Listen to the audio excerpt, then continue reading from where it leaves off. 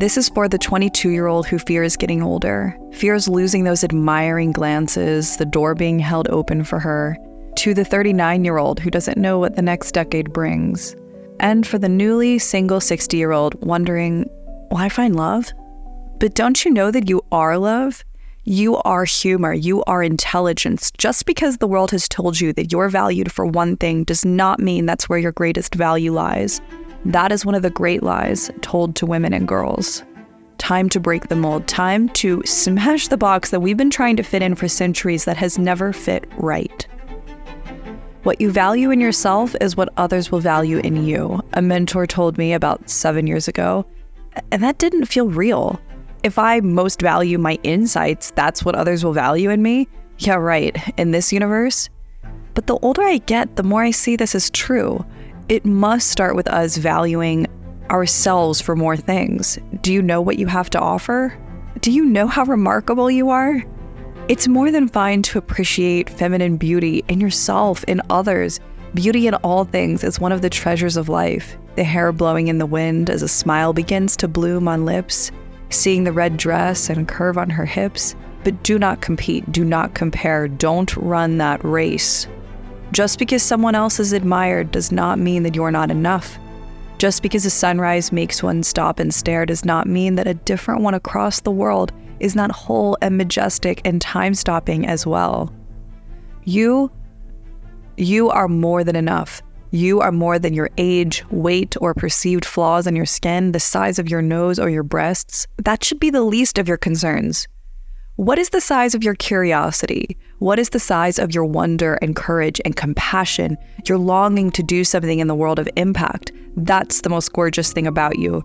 Your expression when you just read something that you can't wait to share with someone. When you light up because you just had an idea. When you scrunch your face up trying to figure out something important. When you stop on the street because someone needs help.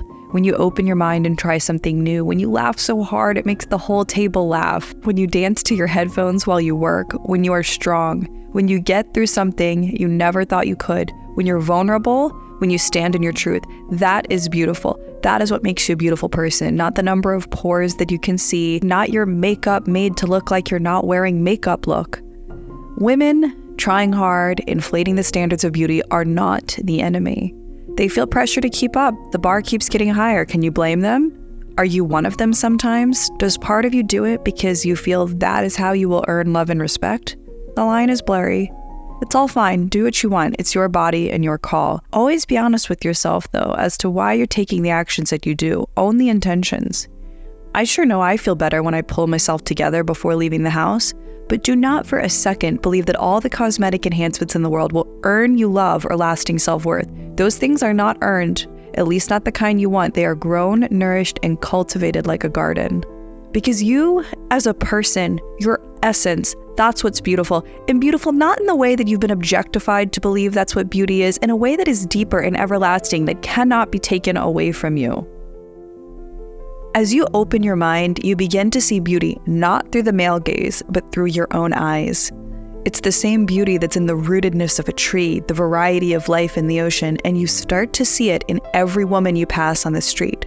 And you start to see it in yourself too, your own being. One of the most beautiful people I have seen is a woman I see at the grocery store. She's in her mid-60s, some gray hair, some black, a face that is adorned with lines showing her time spent on Earth, always some lipstick, and often in a comfortable yet form-fitting outfit.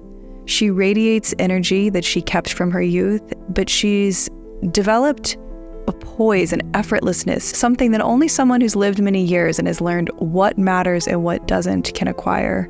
We share a laugh or two when crossing paths, and I wanted to talk to her all afternoon when we parted ways. She and the women in their 80s still performing theater in New York, the grandmother grinning at their family outside on a warm day, the one who still gets lost in the vastness of it all when looking up at the stars after decades on this planet. These are the women.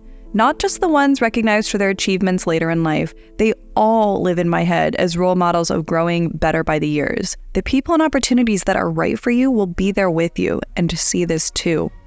Let's talk about expiration dates, or when someone acts like you're over the hill.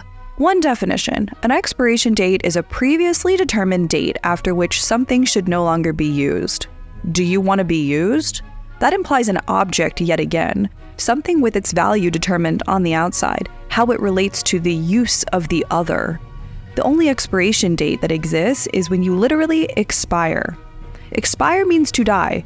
Life does not end when the childbearing years are over, or as people often treat women, when one looks as though their childbearing years are over. Life ends when it's over. Some believe not even then for the soul. And we can be thankful for the additional decades. Women and men used to die for thousands of years by their early 30s, if they made it that far. Some people still do. If your biggest problem is more years on this earth, my dear, that is a good problem to have. So don't fear getting another day older. You get better every day if you're doing it right, barring unforeseen difficult circumstances. But your struggles and your smile lines and everything that you've been through and everything that you are, you shouldn't want to take it back.